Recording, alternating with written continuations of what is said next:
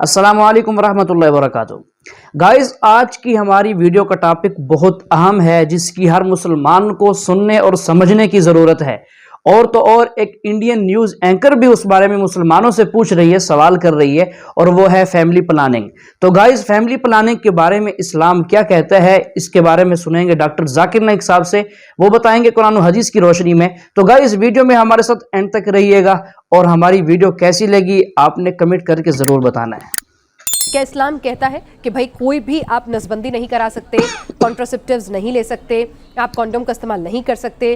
क्या इस्लाम कहता है कि जनसंख्या नियंत्रण गलत है, बच्चे अल्लाह की देन है, जितने मर्जी हो जाए? जैसे कि कई लोगों ने अभी हाल फिलहाल के बयान में भी दिया कि अल्लाह अगर बच्चे पैदा करेगा तो फिर उनके खाने का इंतजाम भी वही करेगा। तो इसको लेकर कुरान हदीस क्या कहती है, मुस्लिम समाज क्या सोचता है? डॉक्टर साहब ने सवाल पूछा कि कई मुसलमान कहते हैं कि फैमिली प्लानिंग करना इस्लाम में इजाज़त नहीं है, अबॉर्शन, यूजिंग कॉन्ट्रासेप्टिव्स। इस्लाम इसके बारे में क्या कहता है, वो इसके बारे में जानना चाहते हैं। कुरान की आयत है सूरह अनाम की सूरह नंबर 6 आयत नंबर 151। उसका तर्जुमा है कि आप अपनी वालिदैन से अच्छा सलूक करो और आप अपने बच्चे का कत्ल मत करो, क्योंकि बच्चे को कत्ल करना बिल्कुल हराम है।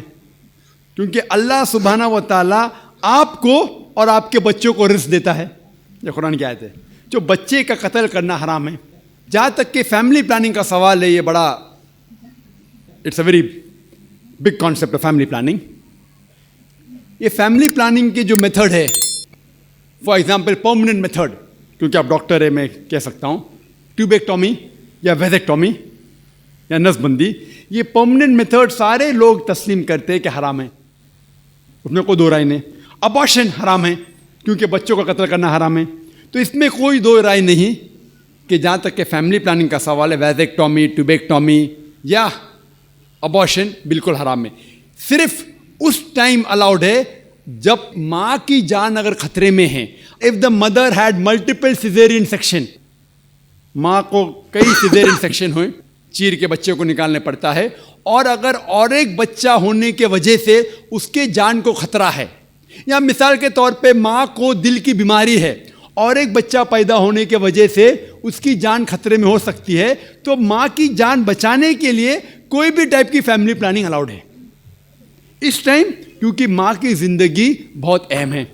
इसके अलावा all types of permanent method हराम है।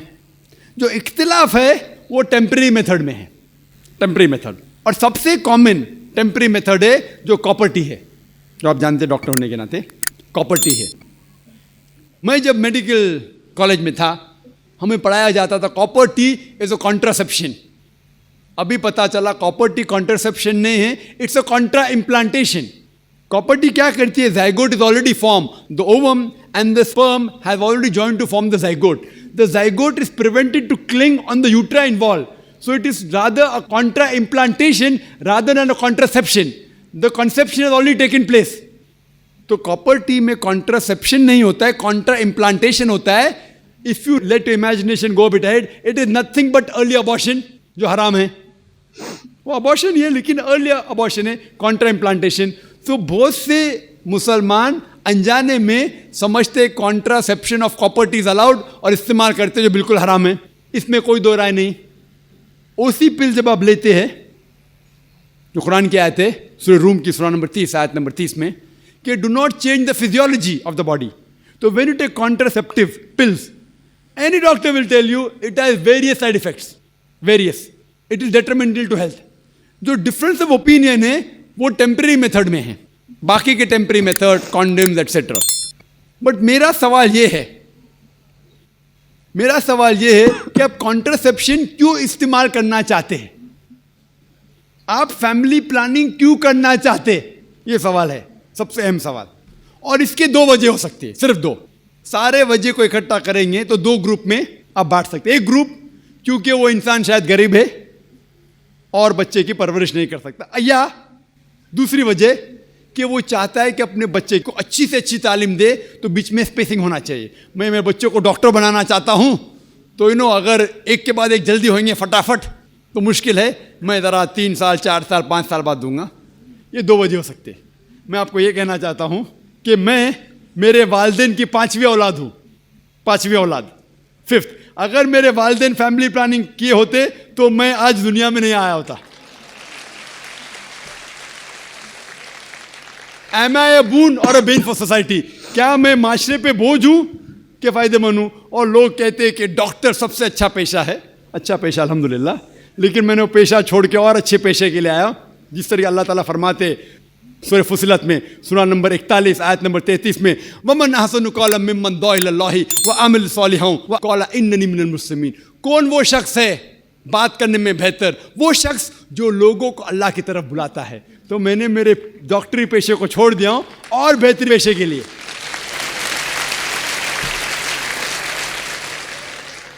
अगर मेरे वालिद और वालदा, माँ और बाप फैमिली प्लानिंग करते तो मैं दुनिया में नहीं आता था। लेकिन इस्लाम में हर प्रॉब्लम का सल्यूशन है।